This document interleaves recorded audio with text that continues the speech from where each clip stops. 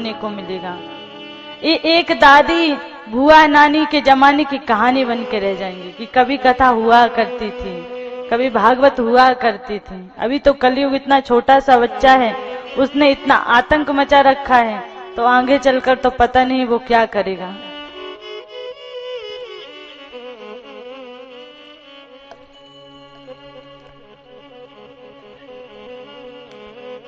वो जगत जननी भवानी ने इस मंडप की रक्षा की। इस मंडप में किसी के हृदय में किसी के दिमाग को परिवर्तित नहीं होने दिया, सबके दिमाग को स्थायी रखा। जबकि सभी जानते हैं कि भैया राजनीति में लड़ाई तो जरूर होती है, राजनीति है ही इतनी बेकार कि कुर्सी के लिए तो कुछ भी हो सकता है।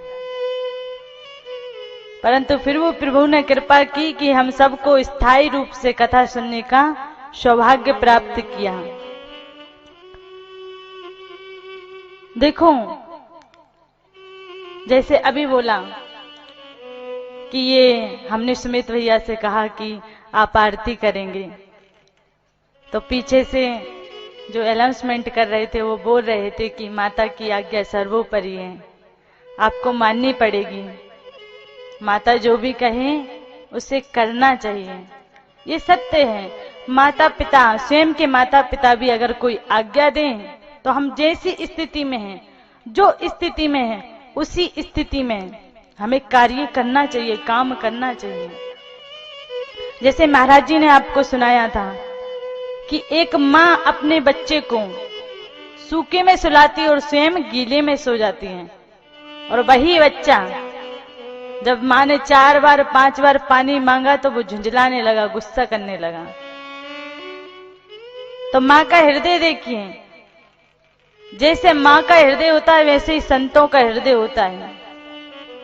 और हम तो ये कहेंगे कि माँ के हृदय से भी बड़ा होता है संतों का हृदय, क्योंकि माँ तो अपने बच्चों को ही प्रेम करेगी, परंतु एक संत होते हैं वो पूरे संसार को प्रेम करते हैं।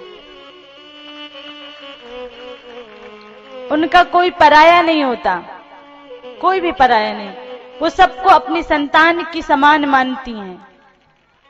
जितने भी संत होते हैं उनको ना अपने घर में मोह होता है और ना पराये से बैर होता है, सबसे प्रेम होता है। आज हम कथा कर रहे हैं तो क्यों कर रहे हैं? हम भी तो भजन कर सकते थे। हम अपने वृंदावन में, हमारे वृंदावन में किसी चीज की कमी है क्या? नहीं है, सब कुछ है हमारे वृंदावन में। हमारे गुरुदेव का बहुत बड़ा आश्रम चलता है जिसमें 100-150 लड़कियां रहती हैं, 200 बच्चे रहते हैं, छोटे छोटे, 4-4 वर्ष के बालक भी छोड़ जाते हैं लोग। सबका पालन पोषण हो रहा है। आश्रम में 60,000 गौ माता रहती हैं, 60,000 गौ माता की मातुवत सेवा हो रही है। कहां से आ रहा है, कहां जा रहा है, इससे कोई मतलब नहीं। क्यों? जो भगवान का भजन करता है क्या उसके लिए कमी हो सकती है? अरे जो भगवान का भजन नहीं करता, भगवान को मानता नहीं है, भगवान उसको भी भोजन दे देते हैं, तो क्या जो भगवान का भजन करेगा, भगवान को मानता है, वो भूखा सो सकता है? कभी नहीं सो सकता। हमें कोई कमी नहीं थी, परंतु हमारे गुरुदेव ने कहा, हमारे बाबा ने कहा, बाबा महाराज एक दिन बोले कि भैया स्वयं भजन करना और स्वयं का कल्याण के बारे में सोचना, स्वयं का कल्याण कर लेना, ये स्वार्थ है, ये स्वार्थ है। हम भजन करेंगे हमारा कल्याण हो जाएगा, ये स्वार्थ हो गया। और जब हम ये सोच लें कि हम समाज में उतरेंगे और लोगों को जो भगवान से विमुख हैं, उन विमुख लोगों को भगवान से जोड़ेंगे और उनसे भजन करवाएंगे, ये परमार्थ हो गया, परमार्थ हो गया।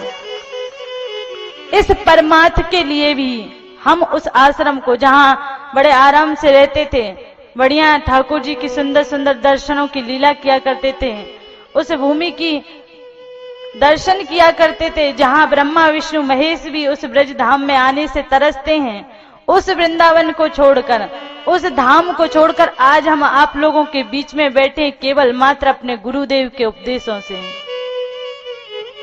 और हमने कहा कि जब भगवान नाम के लिए निकलते हैं तो सब सम्मान नहीं करते, ये बात भूल जाना आप कि हमने सम्मान कर लिया तो देवी जी का हर जगह सम्मान होता होगा, ऐसा नहीं है।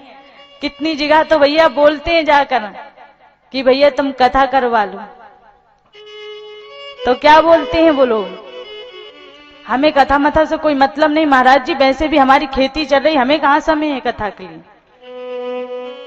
बताओ, गुरुदेव खुद आए हैं, एक संत स्वयं आया है द्वार पर और कह रहा है कि कथा करवा लो, और संत का ये अपमान नहीं तो और क्या है, ये अपमान ही तो है कि एक संत आया और तुमने उसको मुंह पर ऐसा जवाब दे दिया कि हमें समय नहीं है, हमारी तो खेती चल रही है, तो ये संत का अपमान हुआ। अब लठ मारना ही तो अपमान नहीं होगा कि वो मारे तभी मानेंगे कि हम संतों का अपमान कर दिया। लोग ऐसे बोल दिया करते, तो ये सम्मान अपमान हुआ, परंतु उसको भी हृदय में रखते हैं। चल भाई तू नहीं कर रहा तो कोई बात नहीं, तेरा पड़ोसी गांव करवा लेगा, तब तू आ जाना सुनने के लिए। और ऐसा हुआ कई जगह, उसने मना किया तो उसके पड़ोसी गांव ने बोला कि अरे महाराज जी आप पधारे, हमारा सौभाग्य है, आप आइए कथा करिए, और कथा करवाई, और वो खुद भी सुनने आया वहां पे। तो क्या भैया उस दिन तो तुझे टाइम नहीं था, अब दूसरे ने कथा करवाई तो क्यों आया? तो क्या उस समय पैसा नहीं थे, अब फ्री में से कथा सुनने को मिल रही। होता है भैया, मान सम्मान होता है। और देखो 108 कथाओं के लिए हम निकले हैं, तो 108 कथाएं एक दो दिन में तो हो नहीं जाएंगे, साल लग जाएगा, 2 साल लग जाएगा। और जब तक महीने में कम से कम 1, 2 या 3 कथा ना हो तो वो 108 कथा होना बहुत फिर ज्यादा समय लग जाएगा। तो भाई खुद तो आते नहीं लोग की कथा हम करवाएंगे कथा, क्योंकि आजकल कहाँ अपने आत्म कल्याण के बारे में लोग सोचते हैं, कहाँ सोचते हैं, नहीं सोचते, आत्म कल्याण नहीं सोचते, धन कितना आ जाए ये सोचते हैं, बैंक बैलेंस कितना बढ़ जाए ये सोचते हैं, हमने अपने बच्चे के लिए कितना जोड़ लिया है ये सोचते हैं, कहीं हमारे बच्चे को हमारे जाने के बाद किसी प्रकार की कमी ना पड़ जाए, फिर जाए तुम चले जाओ और बेटा पी पी के उड़ा दे सारा। परंतु अपने बच्चे के लिए व्यवस्था करके जाएंगे। बच्चे को धन दौलत जोड़ के मत जाओ, उसको इतना व्यवस्थित बना के जाओ कि वो स्वयं का पेट भर सके और 4 का और पेट भर सके, इतना व्यवस्थित बना के जाओ उसको।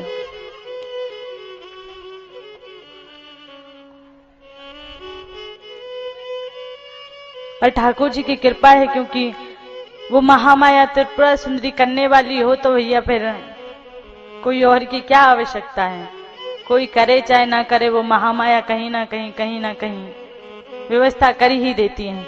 और हम तो कहते हैं कि भैया जहां पे इतने लोग आए हैं, इतने लोग आए हुए हैं, तो सोचिए कि अगर आप लोग, चलो आपके नगर में तो कथा हो गई, अगर आप इन 108 कथाओं में महामाया की सेवा करना चाहें तो आप किसी भी माध्यम से कर सकते हैं। अपने रिश्तेदार हैं, अपने मिलने जुलने वाले, उनसे कह सकते हैं भैया महामाया मंदिर निर्माण के लिए 108 कथा की जा रही हैं, उनमें आप भी एक कथा करवाइए, जिससे आपको महामाया त्रिपुरा सुंदरी का शुभ आशीर्वाद भी मिलेगा और भगवान की कृपा भी होगी। और निःशुल्क ही तो कथा की जा रही है, कथा में तो पैसा नहीं मांगा जा रहा, निःशुल्क कथा की जा रही है। तो आप इस माध्यम से कि अपने रिश्तेदारों में, अपने भाइयों में, अपने बंधुओं में कथा करवा कर इन 108 कथाओं को जल्दी से जल्दी पूर्ण भी करवा देंगे और महामाया की कृपा पात्र भी बन जाएंगे। और आपका लगना क्या है? तो कुछ नहीं लगना, ये जीव ही तो है, दिन रात गाली देते हैं तो थोड़ी बात कथा की प्रशंसा करके कथा को कहीं लगा भी देंगे तो हमारा तो कुछ नहीं जाएगा, उल्टा हमारी महामाया के प्रति, महामाया के चरणों में सेवा बन जाएगी, कुछ जाएगा तो नहीं। अगर अपना थोड़ा जीव हिला भी लेंगे तो एक दिन ये जीव तो जलना ही है वैसे भी, तो क्यों ना भगवान के कार्यों में थोड़ा इसको हिला दिया जाए। इसमें किसी का कुछ नहीं जाएगा, 2 पैसा भी नहीं जाएगा, कुछ नुकसान नहीं होगा। अपने भाई बंधु में, आस पड़ोसियों में, अपने रिश्तेदारों में कहीं पर भी कथा करवाएंगे तो वो माँ की कृपा होगी, वो जगत जननी की कृपा होगी।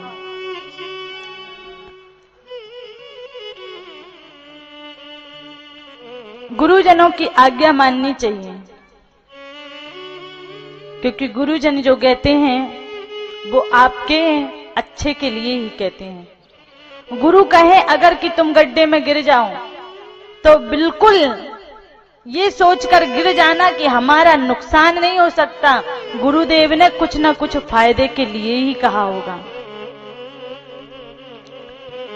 एक गुरुदेव हुए हैं, उन्होंने अपने शिष्य से कहा कि जाओ जाकर बांध की रक्षा करना। गुरुदेव का एक खेत था, उस खेत में अपने शिष्य को भेज दिया और कहा कि जाओ तुम उस बांध की रक्षा करना। पानी जा रहा था और खेत सिंचाई हो रही थी खेत में, तो कहीं खेत से पानी ना निकल जाए तो मेहड़ जो होती हैं, मेहड़ी बोलते हैं ना, जो बनी रहती हैं चारों तरफ, उनको मेहड़, तो मेहड़ बनी हुई थी। वो गया, देखा वाली कर रहा था। बहुत सर्दी का मौसम था, बहुत ठंडी थी, बिल्कुल ओरे के समान सर्दी हो रही थी। कोई व्यक्ति ऐसे भी चला जाए तो एकदम ठुठुर जाए। अब उस समय वो पानी जैसे ही भरा उसमें, तो एक बांध टूट गया, एक मेहड़ टूट गई। तो बेचारे शिष्य ने मट्टी को जल्दी जल्दी उठा कर डाला वहां पर, उसको बांधना चाहा पर नहीं बंधा, क्योंकि बहाव तेज था पानी का। तो जितनी भी मट्टी डालता वो सब मट्टी बह जाती, बार बार बह जाती। तो उसने पता है क्या किया, गुरुदेव की आज्ञा है कहीं इस खेत से पानी ना निकल जाए, इसलिए वो स्वयं उस पानी में लेट गया, बांध बन गया। सुबह तक लेटा रहा, ठंडी थी बिल्कुल, एकदम टाइट हो गया, बिल्कुल बहुत ज्यादा सर्दी थी और ठंडा पानी एकदम। सवेरे गुरुदेव ने देखा कि जिस शिष्य को मैंने अपने खेत में भेजा था वो अभी तक लौट कर नहीं आया। ढूंढते ढूंढते गए, कहां चला गया पता नहीं। हो सकता है मैंने इतनी रात्रि में भेज दिया, डर गया हो, भयभीत हो गया होगा, कहीं चला गया होगा। सोचता होगा कि गुरुदेव के पास पढ़ने के लिए आए हैं, पढ़ाते तो है नहीं और हमें खेतों का काम सौंप दिया करते हैं। हो सकता है कहीं चला गया होगा। आए, देखते देखते आए तो देखा कि उनका शिष्य उस मेहर में स्वयं ही मेहर बना पड़ा हुआ है। गुरुदेव ने कहा, बेटा तुम ये क्या कर रहे हो? गुरुदेव आपकी आज्ञा थी इस खेत से पानी निकल ना जाए, इसलिए पानी ना निकले इसलिए मैं स्वयं यहाँ लेट गया। गुरुदेव ने उस शिष्य को उठाया, उठाकर अपने हृदय से लगा लिया और कहा, धन्य हो तुम शिष्य, धन्य हो, शिष्य हो तो तुम्हारे जैसा। गुरुदेव प्रसन्न हो गए और कहा, क्या मांगना चाहते हो? जो इच्छा हो, स्वर्ग लोक मांग लो, वैकुंठ लोक मांग लो, भगवान के साक्षात अभी दर्शन करा दूं, जो तुम्हारी इच्छा हो वो मैं तुम्हें अभी के अभी दे दूंगा, बताओ क्या चाहिए। पर शिष्य सच्चा शिष्य था, उसने कहा, गुरुदेव आप जो देना चाहें वो दे दीजिए, मैं तो आपके चरणों में नमन करता हूं, बार बार प्रणाम करता हूं। गुरुदेव ने वैकुंठ तक की कहा, पर शिष्य ने कहा, गुरुदेव आपके चरणों में ही मेरा वैकुंठ है, मुझे वैकुंठ की आवश्यकता नहीं है। तब गुरुदेव ने हाथ उठाया और आशीर्वाद दिया कि तुम तो शिक्षा लेने आए थे, पर मैं तुम्हें आशीर्वाद देता हूं, तुम्हें पढ़ने की आवश्यकता नहीं है, तुम्हें सारे वेदों का ज्ञान अभी और इसी वक्त हो जाएगा। उपमन्यु ने पढ़ा नहीं, उस शिष्य का नाम था उपमन्यु, उसने पढ़ाई नहीं की, पढ़ा नहीं, केवल मात्र गुरुदेव के आशीर्वाद से ही उसको इतना ज्ञान हो गया कि आगे चलकर उसने ऐसे ऐसे प्राणों की रचना की, ऐसे ऐसे वेदों को रचा कि आज लोग उन वेदों को, उन प्राणों को पढ़कर भगवान की प्राप्ति कर रहे हैं। ये गुरु आज्ञा सिरोधारण करने का फल है। इसलिए सदैव ही ये ध्यान रखना चाहिए, संतों की बात, गुरुदेव की बात कभी काटनी नहीं चाहिए, उस आज्ञा का पालन करना चाहिए। जरूरी नहीं कि गुरु उम्र में बड़ा हो, गुरु उम्र में छोटा हो या बड़ा हो, पर उसके सामने सदैव ही नम्र होकर रहना चाहिए, अभिमान पूर्वक नहीं जाना चाहिए, वरना आपका कल्याण नहीं हो सकता। जब नम्रता के साथ जाओगे, झुक के जाओगे, तभी उनकी जो कृपा प्रसादी वो तुम्हें प्राप्त होगी।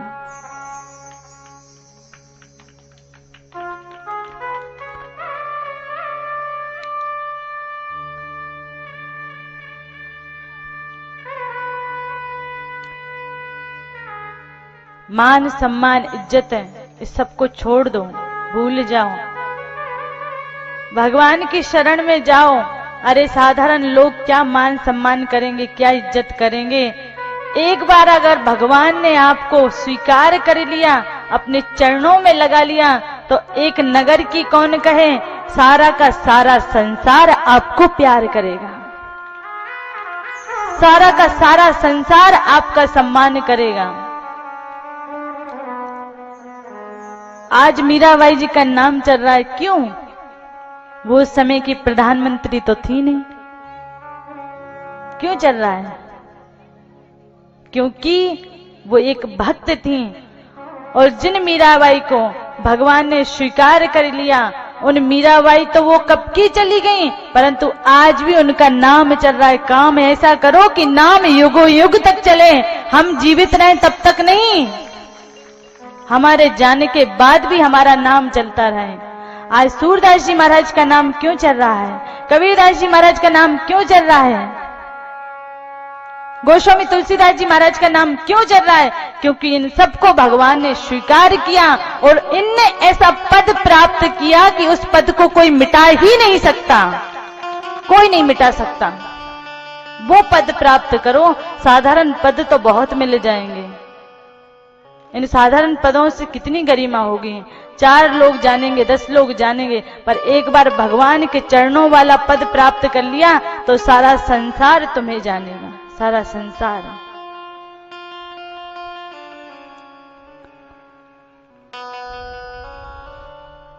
प्रेम से बोलेंगे राधे राधे, प्रेम से बोलेंगे राधे राधे। कल हमने श्री बांके बिहारी लाल की कृपा से रुक्मणी मंगल करवाया, जिसमें बहुत ही आनंद आया, और हम सभी लोग 7 दिन से बहुत ही ज्ञान पूर्वक, भक्ति पूर्वक, आनंद पूर्वक बातें सुन रहे हैं। हर एक भक्त के ऊपर भगवान की कृपा होती है। भगवान के 16,108 रानियां हुई हैं। 16,108 रानियों के हर एक रानी के 10 पुत्र और 1-1 पुत्रियां हुई हैं। यानी भगवान का परिवार इतना बड़ा था कि भगवान भी अगर उसके बीच में चले जाए ना तो ढूंढना बहुत मुश्किल हो। अब सोचो 16,108 रानियों के 10-10 पुत्र और 1-1 कन्या, मतलब कितना होगा? पूरी द्वारिका नगर होगा ना, वो पूरा का पूरा उनके परिवार से ही भरा होगा। एक दिन शाम में और भगवान श्री कृष्ण के अन्य बालक घूमते घूमते गए हैं वन में। अब वन में खेलते खेलते गए तो उनको प्यास लग गई, तो पानी पीने के लिए एक कुएं पर गए हैं, कूप पर। देखो हमने बीच में बहुत अधिक कथा छोड़ दी है, तो आप ये मत सोचना कि दीदी को कथा ही याद नहीं है, समय बहुत कम है, समय का अभाव है। और आज आप जानते हैं लास्ट दिन है, सुदामा चरित्र भी हमें विस्तार पूर्वक सुनना है और हमारे अतिथि लोग भी आएंगे, उनका सम्मान भी करना है। बहुत सारे कार्य हैं आज के और हमें फिर भोजन भी तो करना है, तो उसके लिए थोड़ा जल्दी कथा करनी पड़ेगी। तो इसलिए हम लोग कुछ कुछ अंशों में कथा सुनेंगे, क्योंकि भागवत कथा तो इतनी बड़ी कथा है कि भैया हम लोगों ने तो इतनी सी बना दी, उसको 3 घंटे सुनेंगे बस दिन में। और जब श्री सुखदेव जी महाराज कथा कहने बैठे थे, परीक्षित जी महाराज सुनने बैठे थे, तो दिन रात कथा चली थी, 24 घंटे कथा चलती थी। चौथे दिन जब भगवान श्री कृष्ण का जन्म उत्सव होने वाला था, उस समय सुखदेव जी महाराज ने कहा परीक्षित जी से कि आप जाइए कम से कम पानी तो पी आइए। तो श्री परीक्षित जी महाराज देखिए कैसे अनन्य भक्त हैं कि उन्होंने कहा जब आप मुझे कथा रूपी अमृत पिला रहे हैं तो मैं साधारण पानी को पीने जाऊंगा? अरे गुरुदेव, आप तो इस अमृत को पिलाइए, मुझे साधारण पानी पीने की आवश्यकता नहीं। और अगर यहाँ से 3 से 4 और 4 से अगर 5 हुए तो महाराज जी तुम अपनी कथा को धर रखो, हम तो चले अपने घर। हम ऐसे भक्त हैं, हम भक्तों की तो महिमा ही निराली है, परंतु फिर भी उज्जैन के भक्त तो बहुत अच्छे हैं। एक बार बैठ जाते तो दोबारा उठते भी नहीं। अभी एक गांव में गए थे तो वहां पे वो लोग क्या करते, 2 घंटे कथा सुनते, फिर चाय पीते, पानी पीते, 1 घंटे का गैप देते, उसके बाद फिर कथा सुनते। तो हमने कहा भक्त तुम लोग बढ़िया मिले हमें, कि 4 घंटे की कथा है वो भी ध्यान से नहीं सुनी जा रही है, उसमें भी चाय चाहिए, पानी चाहिए, ये चाहिए, वो चाहिए, बीड़ी पीने के लिए पीछे चले जाते पांडव के। आप क्या कर सकते हैं कि बूढ़े से आने हैं भैया, अब ये छोड़ तो नहीं सकते। पर बीड़ी पीना, सिगरेट पीना बहुत गंदी बात होती है, नहीं पीना चाहिए, तामसी में आती है। जितनी तामसी वस्तुएं उतनी वस्तुओं को हमें छोड़ देना चाहिए। उससे क्या होता है, हमारे हृदय में से सात्विक भाव चले जाते हैं, और जब सात्विक भाव चले जाते हैं तो भगवान हमसे दूर हो जाते हैं, फिर हमारा मन नहीं लगता कहीं पे, फिर हमारा दिमाग खराब रहता है। किसी ने कुछ बोल दिया तो पहले सिगरेट फूंक के आता हूं, फिर तेरे को बताता हूं। तामसी चीजों को छोड़ देना चाहिए। पर देवी जी तुम बोलती रहो, हमें कोई मतलब नहीं, हम तो पिएंगे, हम उसके बिना रह ही नहीं सकते। जिस चीज के बिना रह नहीं सकते उसको हम क्यों छोड़ें? कोई बात नहीं भैया, तुम जानो, हम तो अपनी कथा कह रहे हैं।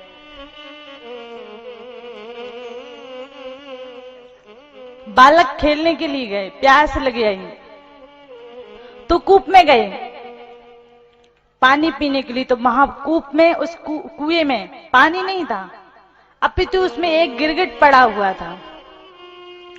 उस गिरगिट को देखकर, क्योंकि बच्चों का तो केतुहाल है, कोई वस्तु ऐसी दिख जाए तो फिर वो तो उसको हवा बना देते हैं बिल्कुल। तो हवा बना दिया, चिल्लाने लगे, निकालने का प्रयास किया, पर इतना बड़ा गिरगिट है, इतना बड़ा गिरगिट कहीं निकले। अब गिरगिट तो होते हैं बहुत छोटे छोटे, पर वो एक विचित्र ही गिरगिट था, अलग ही गिरगिट था। नहीं निकला तो भगवान श्री कृष्ण को बुलाया गया। भगवान श्री कृष्ण आए हैं और आकर उस गिरगिट को केवल मात्र अपने हाथ से ही बाहर निकाल दिया।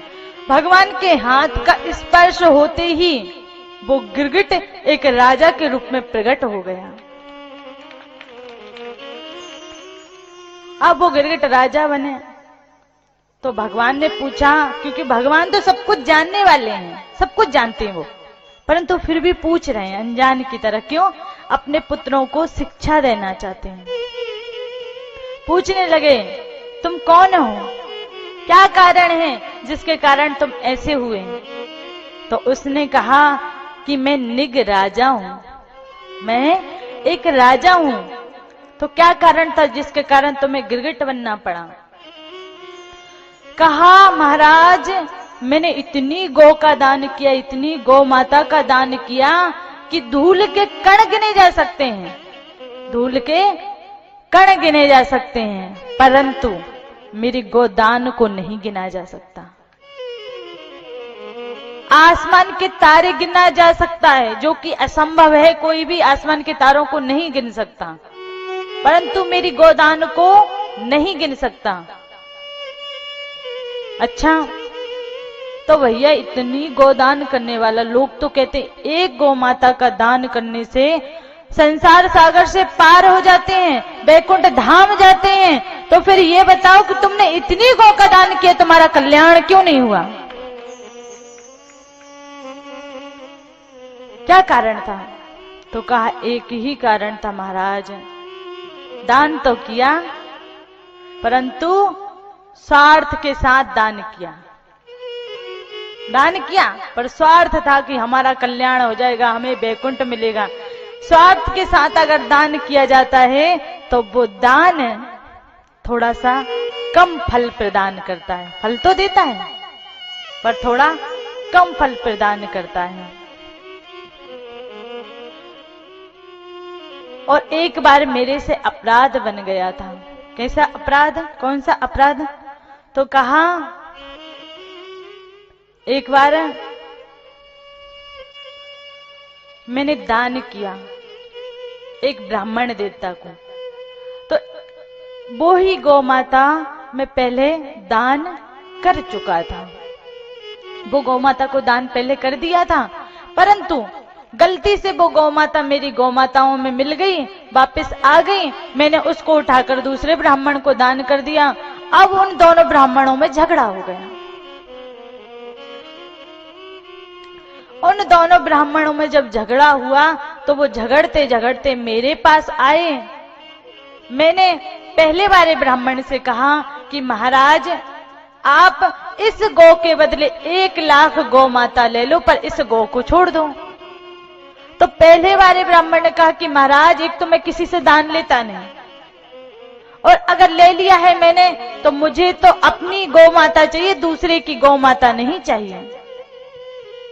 दूसरे वाले ब्राह्मण से कहा महाराज आप इस गौ माता को वापस कर दो, इसके बदले में आप 2 लाख गौ माता ले लो। उसने कहा कि जिस गौ माता को मैंने ले लिया है और जो दान की वस्तु मैं ले लेता हूं उसको मैं वापस नहीं करता, इसलिए मैं अपनी गौ को वापस नहीं कर सकता।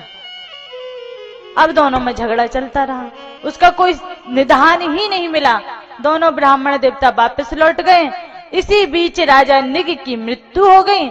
जब वो यमराज के पास गए तो यमराज ने कहा कि तुमने जीवन पर्यंत पुण्य ही पुण्य किए हैं, जीवन भर पुण्य किए तो भैया स्वर्ग मिलना चाहिए, पर तुमसे एक अपराध बन गया, एक पाप बन गया है। कौन सा पाप बन गया है? गौ माता वाला पाप बना हुआ है। तो तुम ये बताओ पहले पाप को ग्रहण करोगे कि पुण्य को? किसका फल लेना चाहोगे? तो निग राजा ने कहा कि भैया पाप तो एक ही है, पहले इसे काट लेते हैं, फिर पुण्य का तो आनंद ही आनंद लेना है। तो उस पाप के कारण निग राजा एक गिरगिट बन गया।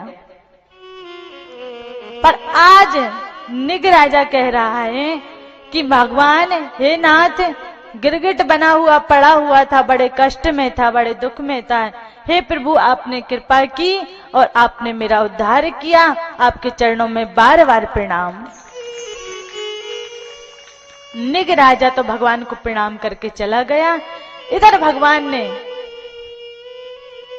सभी पुत्रों को एकत्रित करके कहा, देखो पुत्रों, गलती से भी एक ब्राह्मण देवता का अपमान, एक ब्राह्मण देवता का अपराध इतना दंड देने वाला होता है कि गिरगिट ओनी को लेना पड़ा, गिरगिट बनना पड़ा। तो सोचो जरा कि जो जानबूझकर एक ब्राह्मण का अपमान करते होंगे, संत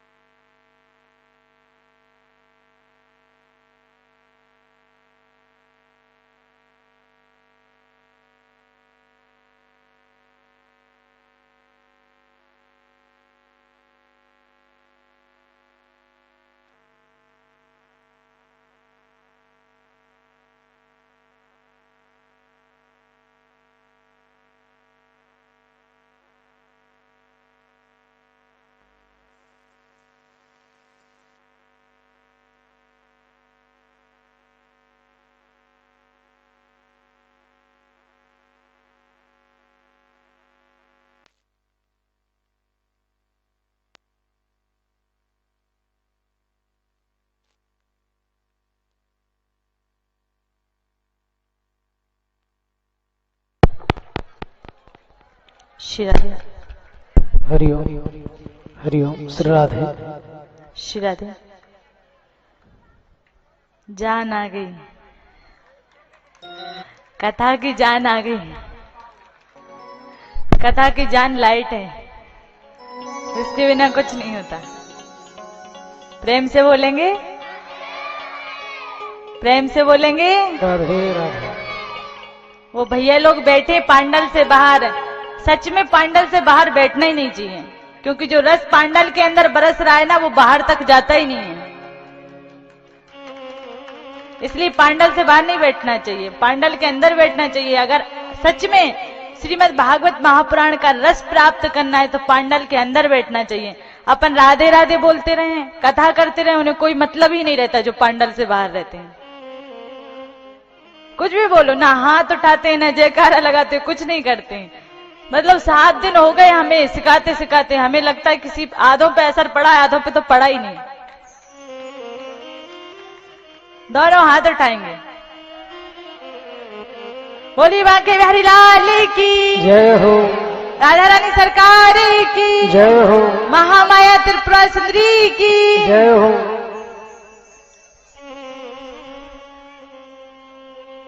आपको सबको पता है कि दीदी सामने बैठी हुई है और वो सबको देखती है, फिर भी हाथ नहीं उठाते, भूल जाते हैं बार बार।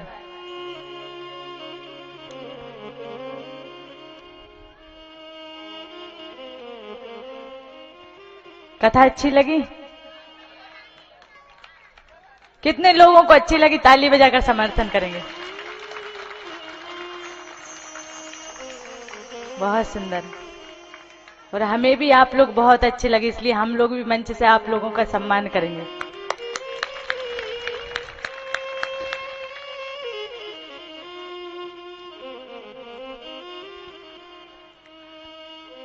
भगवान अपने बालकों को समझा रहे हैं, बेटा कभी भी गलती से भी किसी ब्राह्मण का अपराध मत करना, गलती से भी नहीं।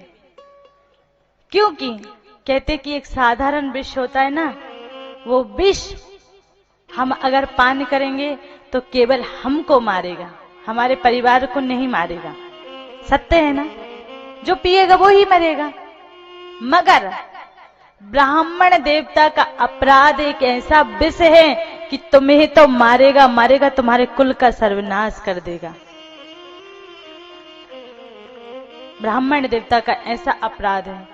हमारे भारत में ब्राह्मणों को इतना सम्मान क्यों दिया जाता है? क्योंकि आज ब्राह्मण देवता ही हैं जो कि भगवान के रूप में इस धरती पर है। ब्राह्मण देवताओं को भगवान माना जाता है। सदैव ब्राह्मणों का सम्मान करना चाहिए। अपने पुत्रों को भगवान ने शिक्षा दी है।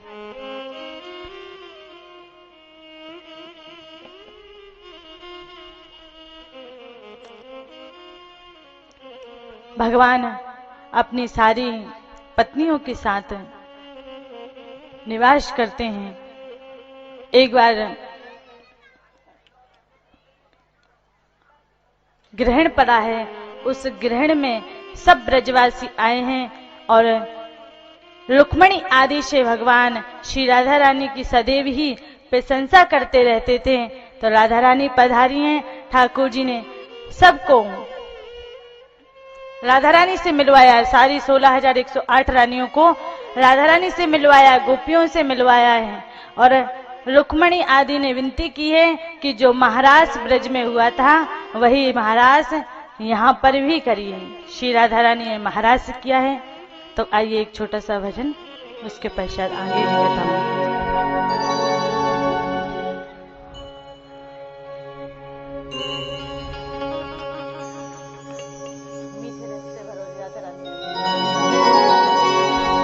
मीठे रस से भरियोरी राधा रानी लागे, महारानी लागे। माने कारो कारो यमुना जीरो पानी लागे। ओ मीठे रस से भरियोरी राधा रानी लागे, महारानी लागे। મને કારો કારો યમુના જીરો પાણી લાગે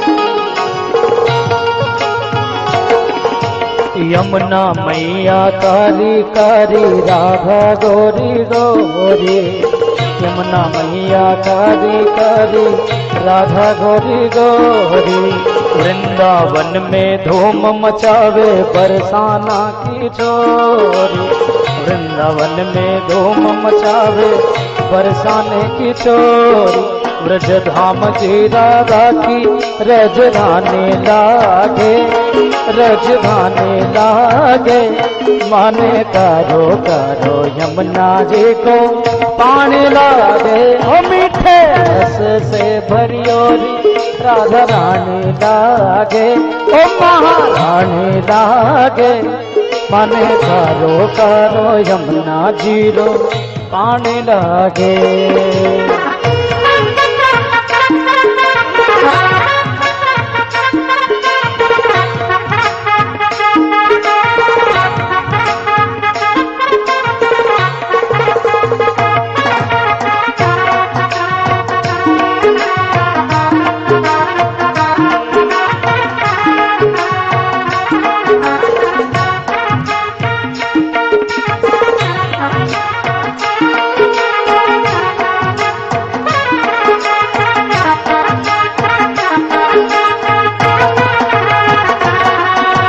ताना नित मुरली में तेरे सुमिरे बारंबार ताना नित मुरली में तेरे सुमिरे बारंबार कोटिन रूप धरे मन मोहन ताऊ न पावे पार कोटिन रूप धरे मन मोहन कोई न पावे पार रूप रंग की छबिल पट रानी लागे ओ पट रानी लागे माने कारो कारो यमुना जी को पानी लागे मीठे रस से भरियोरी राधा रानी लागे ओ महारानी लागे माने कारो कारो यमुना जी रो पानी लागे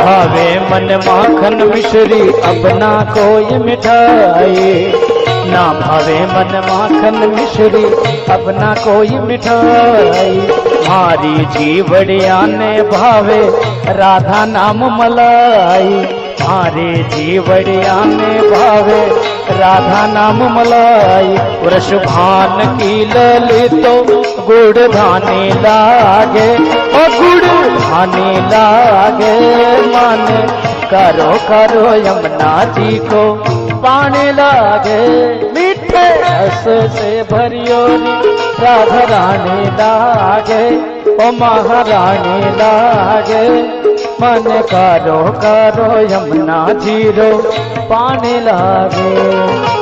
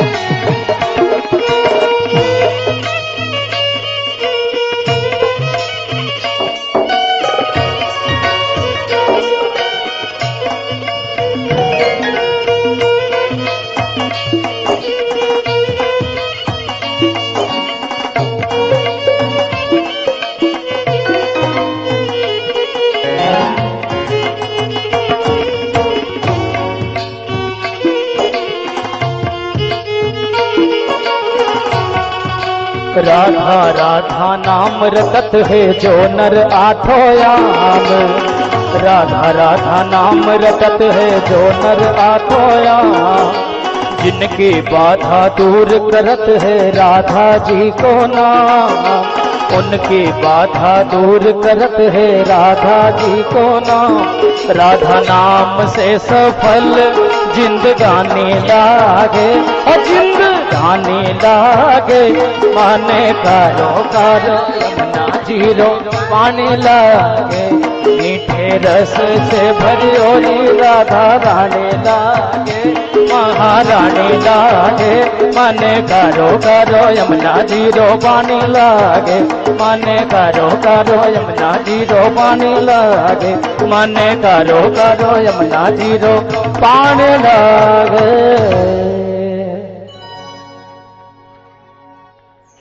प्रेम से बोलेंगे, प्रेम से बोलेंगे।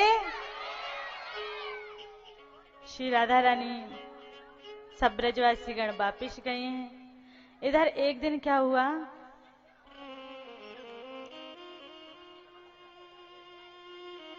एक दिन क्या हुआ पता है आप लोगों को? एक दिन क्या हुआ नहीं पता? हम बताएं? बताएं? हाथ भी तो उठा सकते हो, सुनना चाहते हो मतलब। एक दिन श्री ठाकुर जी रुक्मणी जी के साथ बैठे हुए थे, तो सोचने लगे कि रुक्मणी जी की परीक्षा लेनी चाहिए। अब रुक्मणी जी की परीक्षा कैसे लें?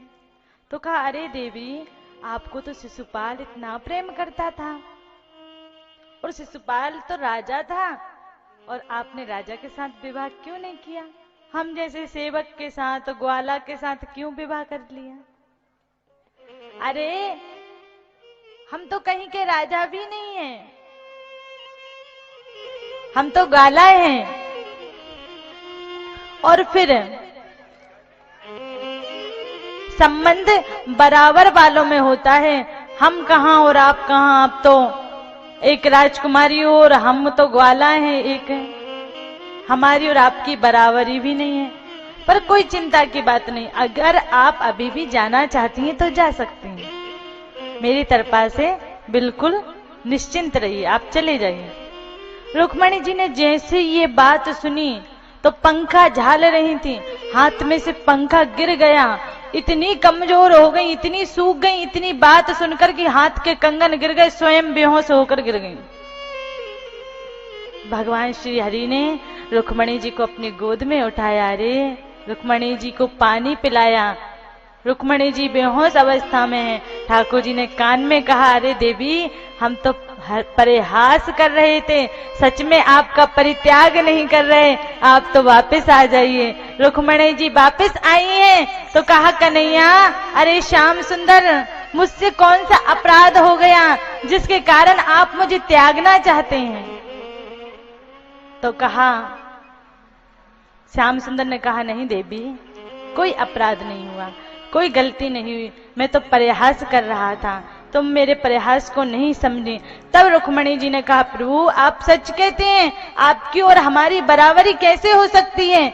आप भगवान हैं, साक्षात ईश्वर हैं, और एक मैं चंचला हूँ, मैं एक लक्ष्मी हूँ, कभी इसके हाथ में, कभी उसके हाथ में, कभी उसके हाथ में। प्रभु मेरी और आपकी बराबरी नहीं है, पर हे नाथ, कृपा करके मुझे अब त्यागना मत। आप कहते हैं कि आप राजा नहीं हैं, तो स्वामी ये बताइए, जो बैकुंठ नाथ हो, त्रिलोकी का स्वामी हो, उसे तुच्छ राज्य की क्या आवश्यकता? अमीर लोग हमें ध्याते नहीं हैं, हमारा सम्मान नहीं करते, तो प्रभु आपने तो माया को वैसे ही छोड़ रखा है, तो जिन्होंने माया को पकड़ रखा है वो आपका भजन नहीं कर सकते, आपका भजन तो आपके जैसे व्रत संत कर सकते हैं। परिहास किया। रुक्मणी जी ने हर एक प्रश्न का जवाब दे दिया। कन्हैया जी मुस्कुराने लगे। और कोई कोई माताएं होती हैं, उनको सब जवाब पता होता है। एक बार क्या हुआ, एक विवाह हुआ, तो नई नई बहू आई तो सास चली गई। अब सास सब सिखाती है। ससुराल में जब बहू आती है तो सास बताती है हमारे घर में ऐसा होता है, ऐसा नहीं होता है, इस देवता की पूजा होती है, उस देवता की पूजा नहीं होती है, ये चाची है, ये बुआ है, ये दाई जी है, ये है, वो है, इसका सबका सम्मान करो, प्रणाम करो, सब सिखाती है। तो एक सासू माँ आई और आकर कहने लगी कि देख बहू, मैं तो हूं इस घर की प्रधानमंत्री,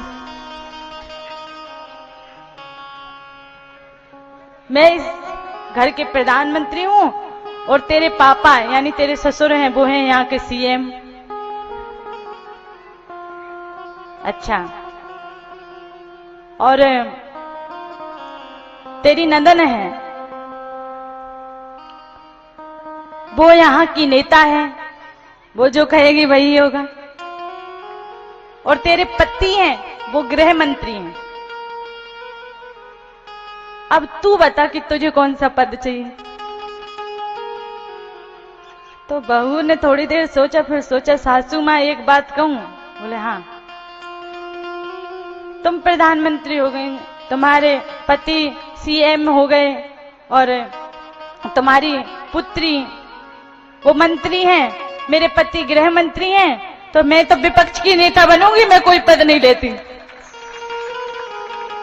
मैं तो विपक्ष की नेता बनकर आप सबका विरोध करूंगी।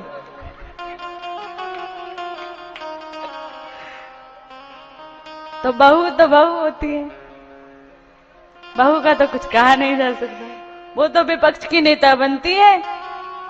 अब तुम चाहो तो उसे विपक्ष की नेता रहने दो और चाहो तो अपनी पार्टी में सम्मिलित कर लो।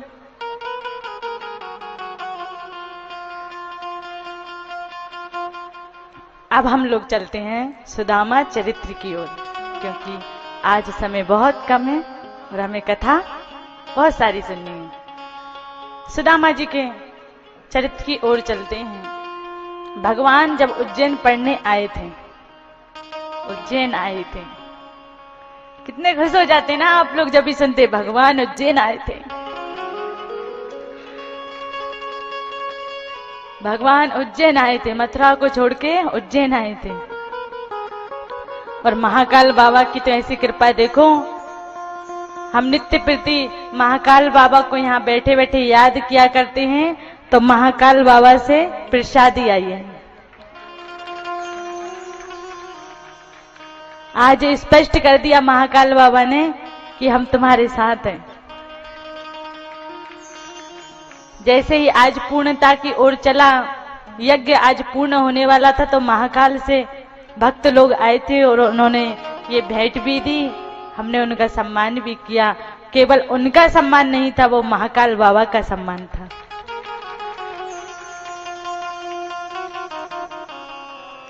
भगवान उज्जैन आए तो उस समय सुदामा जी से भेंट हुई थी भगवान की, पर जब छोटे छोटे थे।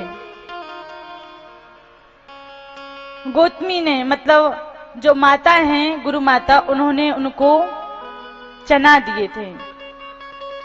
तो नारायण धाम आप सभी जानते हैं, आपके पास में है, वहां पर वो लकड़ी बीनने के लिए गए थे। सोचो कि आप लोगों ने हमारे कन्हैया जी से लकड़ी भी बनवा ली। हमारे कन्हैया जी ब्रज में जाओ तो वो सबको नचवाते हैं, और आपने उनसे लकड़ी बनवा ली। लकड़ी बीनने के लिए गए थे नारायण धाम, तो चना दिए हुए थे माता ने। अब वहां बरसात हो गई, तो बरसात में वृक्ष के ऊपर चढ़ गए रात्रि में। अब भगवान श्री कृष्ण बैठे हुए थे, सुदामा थोड़ी दूर पे था।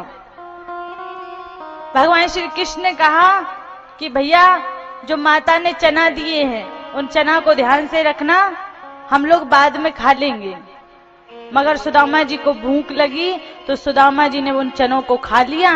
और जब पूछा भगवान श्री कृष्ण ने कि तुम्हारे दांत क्यों कटकटा रहे हैं? अरे कन्हैया, बरसात हो रही, बड़ी तेज सर्दी लग रही, इसलिए मेरे दांत कटा रहे हैं। और जबकि चना खा रहे थे। जब सुबह हुआ तो सुबह कन्हैया जी ने पूछा कि भैया चना कहाँ है? तो सुदामा जी ने बड़े धीरे से कहा, बे तो मैंने खा लिए। वो तो मैं खा गया। कृष्ण भगवान ने तो कुछ नहीं कहा। गुरु देव आए ढूंढते हुए, वापस आ गए।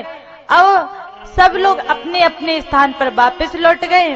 कृष्ण भगवान मथुरा चले गए और सुदामा जी अपने गांव में चले गए।